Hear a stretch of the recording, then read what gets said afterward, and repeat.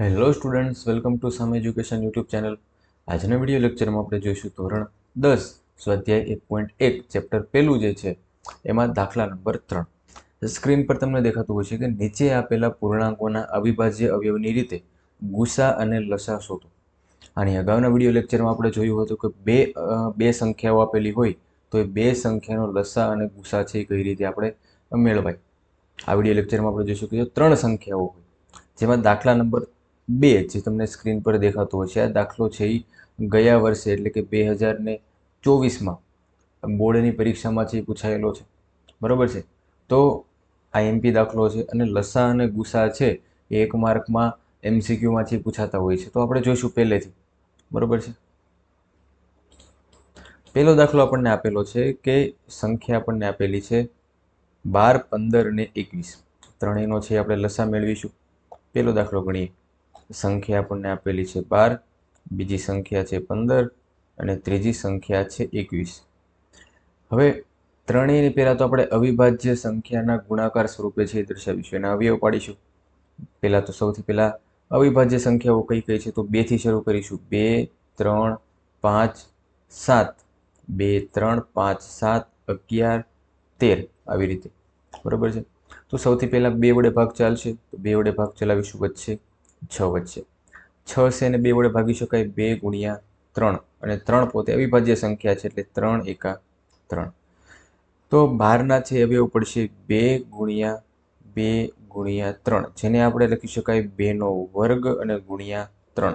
ચલો બરોબર, 2 છે અહીંયા 2 વાર છે તો 2 ગુણ્યા 2 2 નો વર્ગ સ્વરૂપે લખીશું.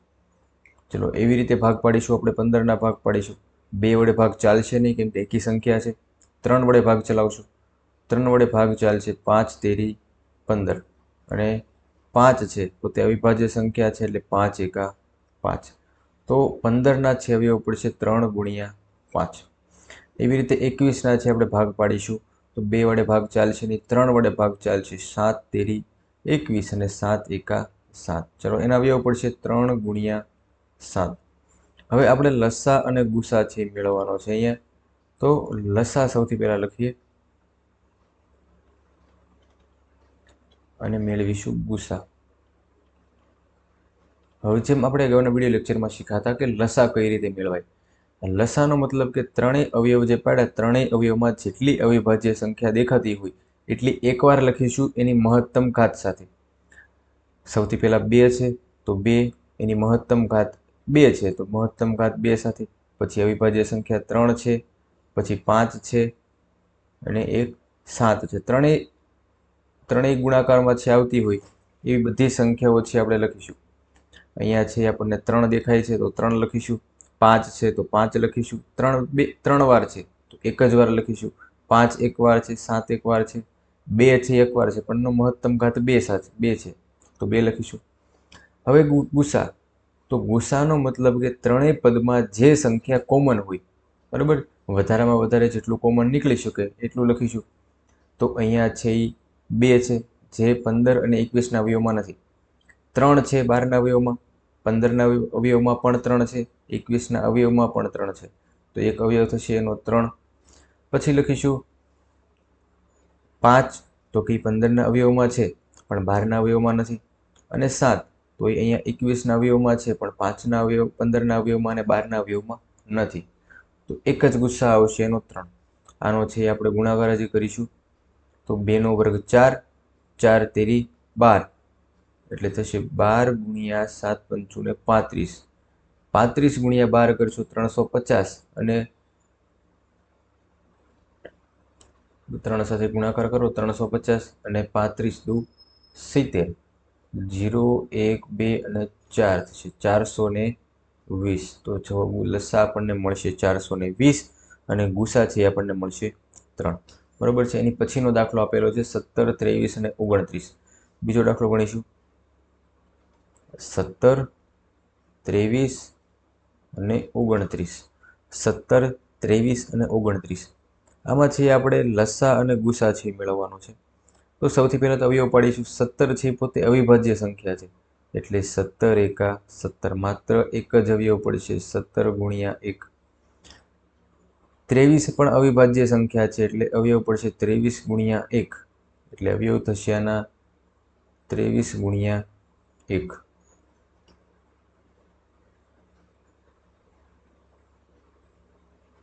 એવી રીતે 29 પણ પોતે એક અવિભાજ્ય સંખ્યા છે એટલે અવયવ પડશે 29 ગુણ્યા 1 એટલે 29 ગુણ્યા 1. હવે લસા અને ગુસા. લસાનો મતલબ કે જેટલી અવિભાજ્ય સંખ્યા દેખાય 17 છે, 23 છે અને 29 છે, બધી જ અવિભાજ્ય સંખ્યા લખીશું. મહત્તમ ઘાત સાથે બધાની મહત્તમ ઘાત 1 છે. ગુસા લખીશું. ગુસાનો મતલબ કે કોમન નીકળતું હોય 17, 23 અને 29 અવિભાજ્ય સંખ્યાઓ છે, અને જ્યારે અવિભાજ્ય સંખ્યાઓ આપેલી હોય અને એમાંથી આપણને ગુસા મેળવવાનું કે તો ગુસા આવશે માત્ર 1. કેમ કે કોઈ પણ સંખ્યા અવિભાજ્ય સંખ્યા લઈ લો એમાં માત્ર 2 જ અવયવ હોય, એક સંખ્યા પોતે અને બીજો અવયવ છે એનો 1.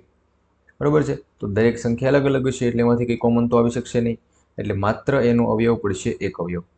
બરાબર. ચલો દાખલા નંબર 3 જોઈએ. 8, 9 અને 25. દાખલા નંબર 3 ગણીશું. 8, 9 અને 25. 8 છે એના અવયવ પાડીશું. તો પહેલાં તો 2 વડે ભાગ ચાલશે. 2 ચોકું 8. 4ના છે અવયવ પાડીશું.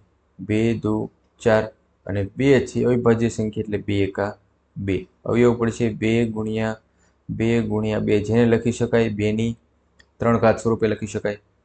9 છે તો 9ને લખી શકાય 3 ગુણ્યા 3. 2 વડે ભાગ ચાલશે નહીં, 3 વડે. અને 3 છે એ પોતે અવિભાજ્ય સંખ્યા 3 એકા 3, મતલબ લખી શકાય 3 ગુણ્યા 3, જેને લખી શકાય 3નો વર્ગ. 25 જે છે 2 વડે ભાગ નહીં ચાલે, 3 વડે નહીં ચાલે, ચાલશે 5 વડે. 5 ગુણ્યા 5 ને 5 એકા 5, તો 2 અવયવ થશે એના 5 અને 5, જેને લખી શકાય 5નો વર્ગ. બરાબર છે. મેળવીશું આપણે લસા અને ગુસા.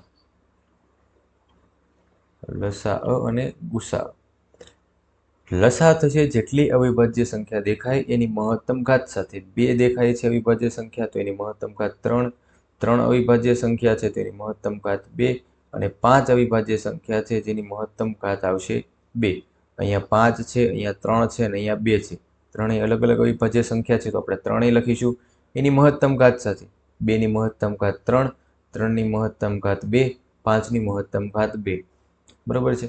હવે ગુણાકાર કરીશું. 2ની 3 ઘાત એટલે 8 ગુણ્યા 3નો વર્ગ એટલે 9 અને ગુણ્યા 5નો વર્ગ એટલે 25. બરાબર છે. 25 ગુણ્યા 8, 25 ચોક 100, 25 અઠ્ઠા 200 અને 9 દુને 18 એટલે થશે 1800.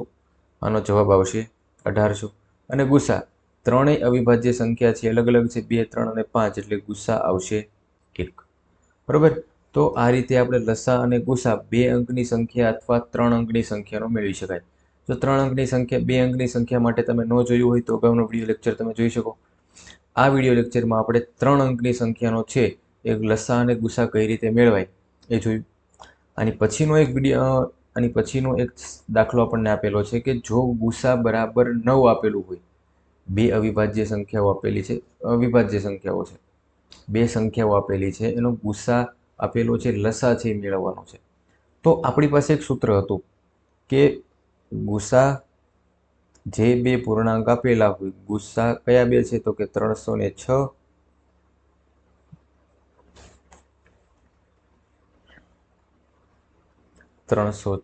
અને 657. આ બંનેનો ગુસા અને બંનેનો લસા એટલે કે લઘુત્તમ સામાન્ય અવયવી 306 અને 657.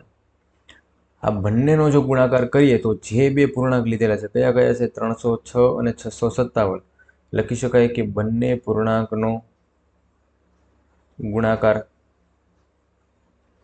બરાબર છે. સ્વાધ્યાય 1.1 એમાં દાખલા નંબર 2 જે છે એમાં આપણને આ સૂત્ર આપેલું હતું. હવે આપણને ગુસાની કિંમત આપેલી છે. કેટલી આપી છે? 9 આપેલી છે. મૂકીશું 9 ગુણ્યા લસા. કોનો લસા તો કે 306 અને 657 અને બરાબર બંને પૂર્ણાંકોનો ગુણાકાર એટલે કે 306 ગુણ્યા 657 આવું થશે. હવે આ 9 છે એ ગુણાકારમાં છે, બરાબરની સામે જશે તો ભાગાકારમાં આવી જશે. તો લખીશું લસા 306 અને 657 બરાબર 306 ગુણ્યા 657 ભાગ્યા 9 થશે. બરાબર. હવે 9 વડે ભાગ ચાલશે. 9 ને 3 વડે ભાગી શકાય અને 3 વડે ભાગીશું તો 3 અને 3 વડે ભાગીશું તો 102 છે 34 અને 34 ગુણ્યા 657 કરવો પડશે. તો 657 ગુણ્યા 34 બરાબર છે.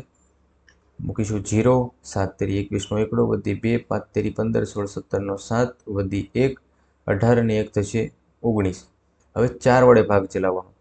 તો 7 ચોક 28 નો આઠડો વધી 2, 5 ચોકુ 20 ને 2, 22 નો બગડો વધી 2, 6 ચોક 24, 25 ને 26 છે એ થશે 8, 3, 3 નો તગડો વધી 1, 2, અહીંયા 1 અને 2. તો જવાબ શું આવશે? 22,338 છે એ જવાબ આવશે. બરાબર છે. આ છે એ જવાબ.